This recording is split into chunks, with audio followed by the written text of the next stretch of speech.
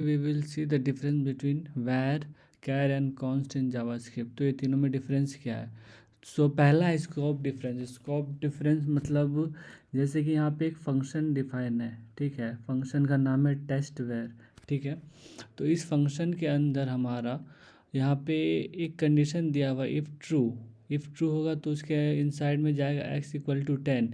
अब x=10 यहाँ पे हम लोग डिक्लेयर भी कर दिए, इनिशलाइज भी कर दिए, ठीक है, लेकिन इसको एक्सेस कहाँ कर रहे हैं?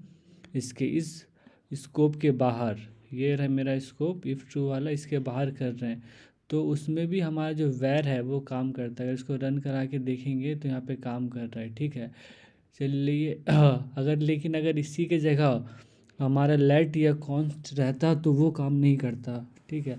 जैसे कि दूसरा एग्जांपल देखते हैं, इसको मैं कमेंट कर देता हूँ फ़िलहाल, ठीक है। अब जैसे ये वाला एग्जांपल है मेरा, तो यहाँ पे हम लोग देख सकते हैं कि लेट और कॉन्स्ट यहाँ पे दोनों एक इफ़ स्कोप के अंदर यहाँ पे डिफाइन है, ठीक है, ये इसका ब्लॉक है। अगर यहाँ पे देखेंगे तो यहाँ पे एरर दे देगा, मतलब ये ब्लॉक के अंदर ही आप इसको इनिशलाइज अगर किए हैं, डिक्लेयर किए हैं, तो वहाँ पे एक्सेस कर सकते हैं। अगर ब्लॉक के बाहर करेंगे तो देखिए एरर दे रहा है ना। तो इसीलिए ये पहला डिफरेंस हो गया। अब इसको मैं कमेंट कर देता हूँ।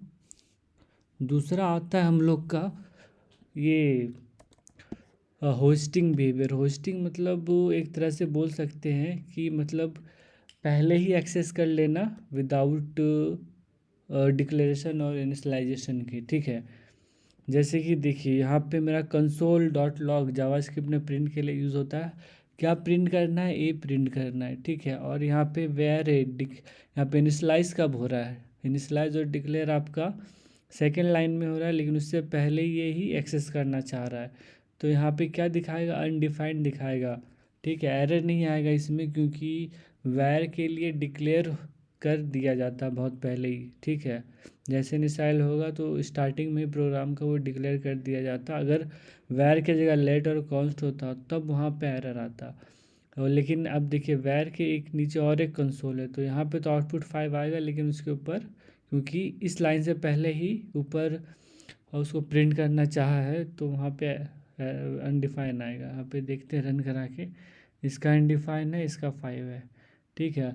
अगर मैं इसी कोड को इसके लिए चलाता हूँ लेट के लिए चलाता हूँ, तो यहाँ पे देखना कि मतलब पहले ही एक्सेस करना चाह रहा है, प्रिंट करना चाह रहा है, लेकिन इनिशलाइज किया है बाद में, ठीक है। तो what it will happen, it will show the error here, ठीक है। और सेम होता है उसके साथ भी, कॉन्स्ट के साथ भी।